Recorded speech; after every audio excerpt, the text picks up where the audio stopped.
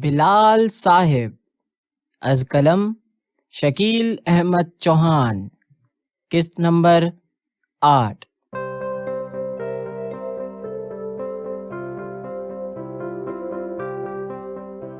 اسی دن عصر کے بعد بلال حسب معمول بابا جمعہ کے پاس گیا، جو کہ اپنے کام میں مصروف تھے۔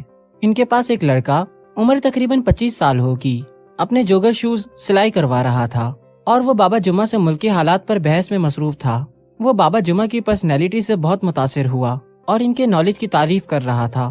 اس لڑکے نے کہا، آپ کافی تعلیم یافتہ لگتے ہیں، صرف میٹرک۔ بابا جمعہ سلائی کرتے ہوئے بولے، میٹرک؟ صرف میٹرک؟ وہ ہکا بکا رہ گیا۔ اس کے چہرے پر تجسس تھا۔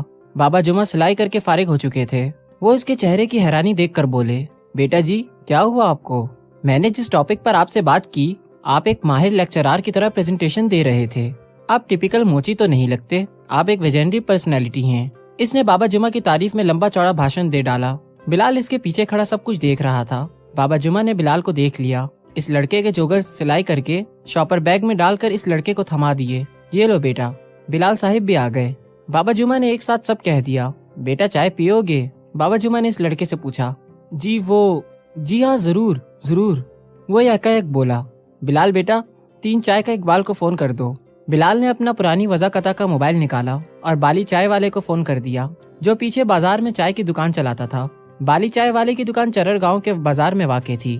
چرر گاؤں آج سے تقریباً 40 سال پہلے لاہور شہر سے باہر ایک پسماندہ گاؤں تھا، اور اس تک رسائی کے لیے کوئی باقاعدہ راستہ بھی موجود نہیں تھا۔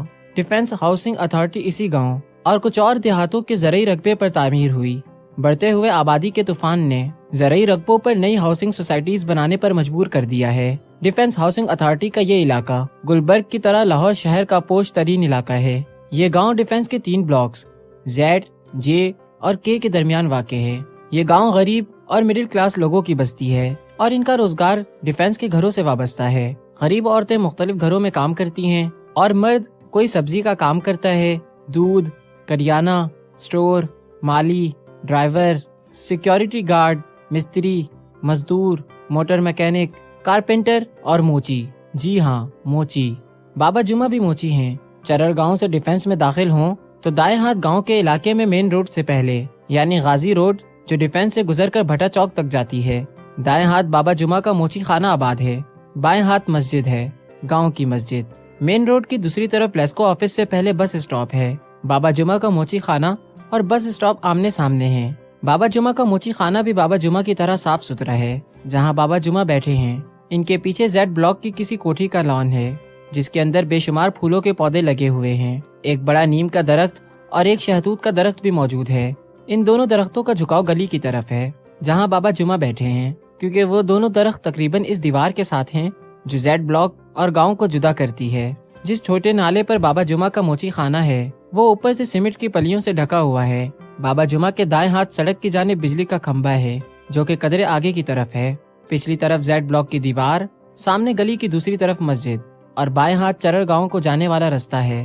بابا جمعہ کے اوپر نیم کا درخت اور 7 شہتوت کا درخت سائبان کیے ہوئے ہے۔ اگر کچھ کمی تھی تو وہ فائبر کی بنی گرین شیڈ نے پوری کر دی، جو کہ بریگیڈیئر امان اللہ نے لگوائی تھی دھوپ اور بارش سے بچاؤ کے لیے۔ بریگیڈیئر صاحب بھی بابا جمعہ سے بڑی عقیدت رکھتے ہیں۔ انہوں نے ڈیفنس ہاؤسنگ اتھارٹی سے پرمیشن لے کر دی تھی بابا جمعہ کے موچی خانہ کی، اور ماہانہ فیس بھی وہ خود ادا کرتے ہیں۔ بابا جمعہ سے کوئی ان کی عمر پوچھے تو پاکستان کا ہم عمر بتاتے ہیں۔ سفید لباس میں ملبوس ململ کا کرتا اور پیجامہ پہنتے ہیں، جو کہ دودھ کی طرح سفید ہی ہوتا ہے۔ کام کرتے وقت اون کے بنے دستانے یعنی گلوز پہنتے ہیں۔ 5 وقت نماز با جماعت ادا کرتے ہیں، ظہر، عصر، مغرب سامنے والی مسجد میں، اور باقی 2 اپنے گاؤں کی مسجد میں۔ بابا جمعہ کماہا گاؤں کے رہنے والے ہیں، جو کہ ان کے موچی خانہ سے تقریباً 4 کلومیٹر دور ہے۔ صبح فجر کی نماز پڑھ کر ناشتے سے فارغ ہو کر اپنے کام پر پیدل آ جاتے ہیں، اور مغرب کی نماز پڑھ کر واپس گھر چلے جاتے ہیں۔ یہ ان کا 30 سال سے معمول ہے۔ ببلو چائے لے کر آ گیا، بالی چائے والے کا چھوٹا۔ بابا جمعہ نے لکڑی کا اسٹول آگے کر دیا۔ بلال شوز اتار کر اوپر بنی جگہ پر بیٹھ گیا، جو کہ نالے کے اوپر تھی، اور دوسرا لڑکا عادل اکیل پاؤں لٹکا کر نالے کے اوپر بیٹھ گیا۔ بلال کافی عرصہ پہلے ایک کارپیٹ کا ٹکڑا خرید کر لایا تھا، جو کہ بیٹھنے کے کام آتا ہے۔ یہ دونوں اسی کارپیٹ کے ٹکڑے پر بیٹھے تھے۔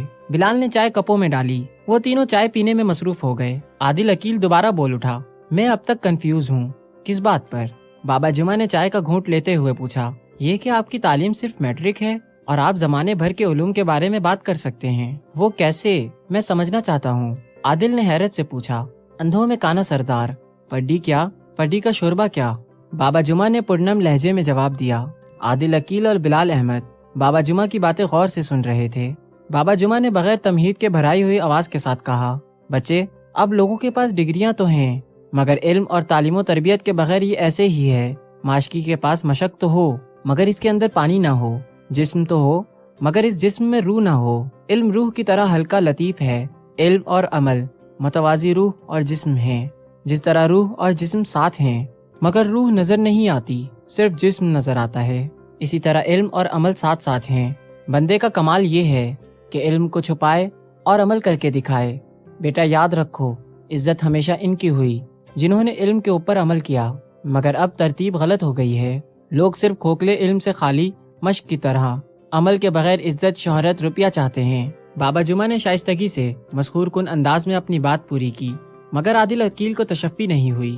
اس نے ایک اور سوال داغ دیا، مگر بابا جی، میرا سوال کچھ اور تھا۔ میں نے سورس آف نالج پوچھا تھا آپ سے۔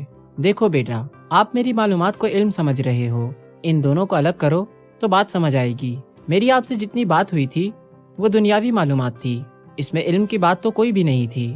آپ نے معلومات لینی ہے تو اخبار پڑھو، اور اگر آپ علم کے طالب ہو تو قرآن پڑھو ترجمے کے ساتھ اور غور و فکر کرو۔ اور جہاں تک میری بات ہے تو میں بے علم بے عمل ایک حقیر سا بندہ ہوں۔ بابا جمعہ کچھ دیر بعد دوبارہ بولے، جیسے اپنا احتساب کیا ہو۔ میں نے پچھلے 50 سال سے ہر روز اخبار پورا پڑھا ہے اور روزانہ 2 گھنٹے قرآن مجید پڑھا ہے ترجمے کے ساتھ، 1 گھنٹہ صبح فجر کے بعد اور 1 گھنٹہ رات میں عشاء کے بعد، خوشی ہو، غمی ہو، سردی، گرمی، ہر موسم میں۔ یہ بات کر کے بابا جمعہ کافی دیر نظریں جھکائے بیٹھے رہے۔ بلال نے بات دوبارہ شروع کی اور عادل عقیل کو مخاطب کیا۔ کیا کرتے ہو؟ بلال نے پوچھا۔ میں پنجاب یونیورسٹی میں انگلش لٹریچر پڑھ رہا ہوں، عادل عقیل نے جواب دیا۔ عادل عقیل بابا جمعہ کے جواب سے مطمئن ہو گیا تھا اور دوبارہ آنے کی اجازت لی۔ وہ بلال احمد کی پرسنالٹی سے بھی کافی متاثر ہوا۔ وہ نوٹ کر رہا تھا بلال کی بابا جمعہ سے عقیدت کو، اس کے بات کرنے کے انداز کو۔ اسے لگا بلال جیسے اپنی عمر سے کافی بڑا ہو اور ذہین ہو، گو کہ عادل اور بلال کی عمر میں کوئی سال بھر کا فرق ہوگا۔ عادل کو ایسے محسوس ہوا جیسے بلال ہنر، علم اور سلیقہ میں اس سے بہت آگے ہو۔